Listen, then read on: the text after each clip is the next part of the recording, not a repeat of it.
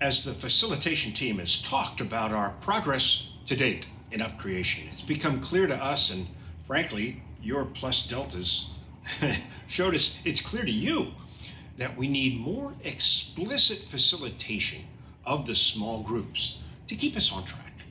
And so there are a number of videos, one on vantage points, one on feedback, and this one on facilitation to help support our UpC creation work. Facilitation is the art of designing and running successful meetings and groups to help people work together, co-labor, collaborate, so that they really get, well, a bountiful outcome when they do. The idea began as a redress, a correction for problems in hierarchical organization. The main problem being that power got in the way of ideas. So imagine a little thought experiment. A manager calls a meeting. He wants to achieve a particular outcome with the group. Well, often the manager does have a certain outcome in mind. Good managers know how to open up the space for other ideas and other voices, for free debate, for other options. Well, not everybody's a good manager, and even good managers have unconscious biases, and they telegraph the way they hope it'll come out. And in every hierarchical organization, subordinates get really good at second-guessing what they think the manager wants to hear. Well, that doesn't work. So, the facilitator role was created to temporarily assign power to design and to conduct a process that would achieve the outcomes of the group. The role of the facilitator is to invite and balance input from everyone, which means respecting everyone's ideas and opinions equally. Now, I often say when I start a design shop, look, you may not always get your way, but I guarantee that you will have your say in this session because we need to hear from everybody here. The facilitator doesn't advocate for a particular outcome, doesn't have a biased position for some specific course of action.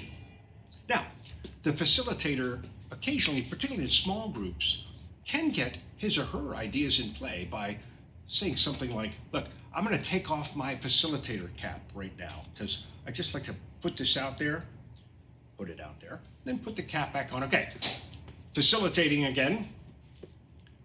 The facilitator does have opinions about the outcome because he or she needs to be committed to the agreed upon outcomes that are requisite with the objectives of the meeting.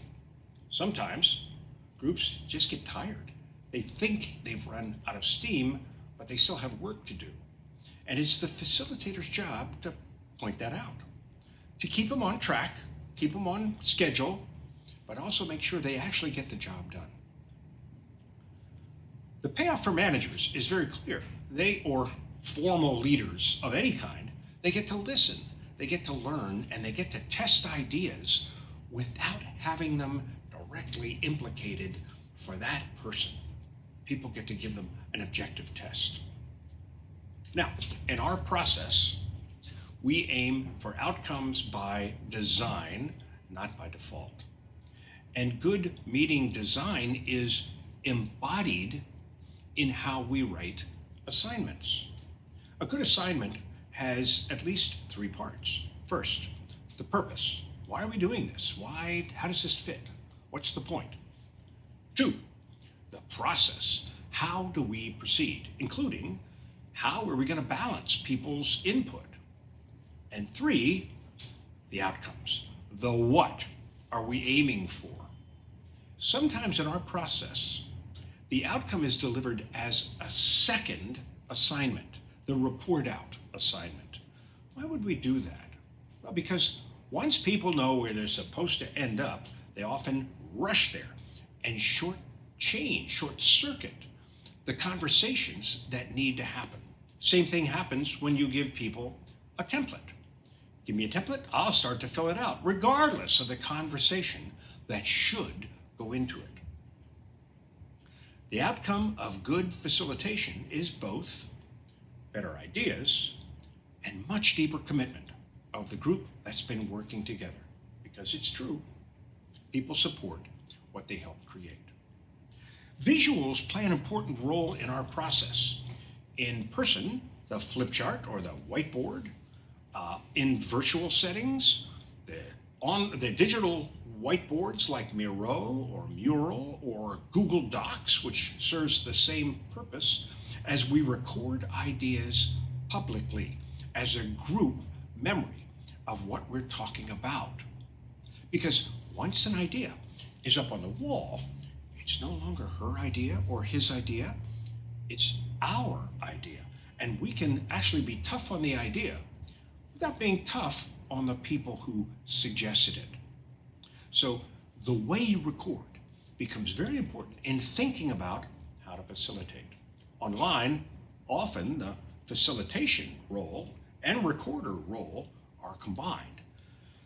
Well, that's a little more stress on the facilitator, and if you can separate them, okay, but both roles are significantly important to the outcomes you're after.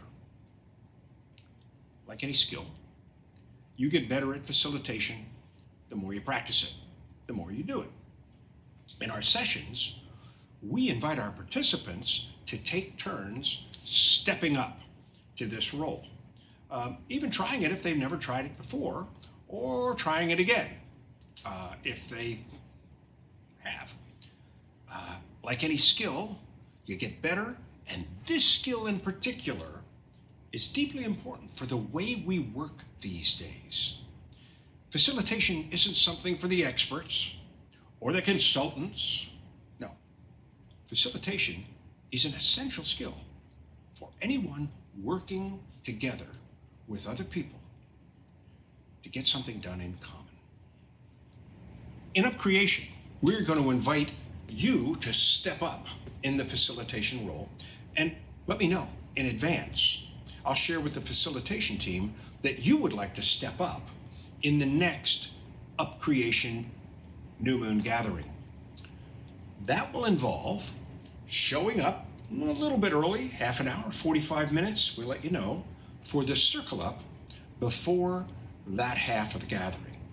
So you'll be fully prepared, you'll know what's expected of you, you'll see the assignment, you'll know how it's going to work, and you'll have everything you need to know to do a great job helping us all up create.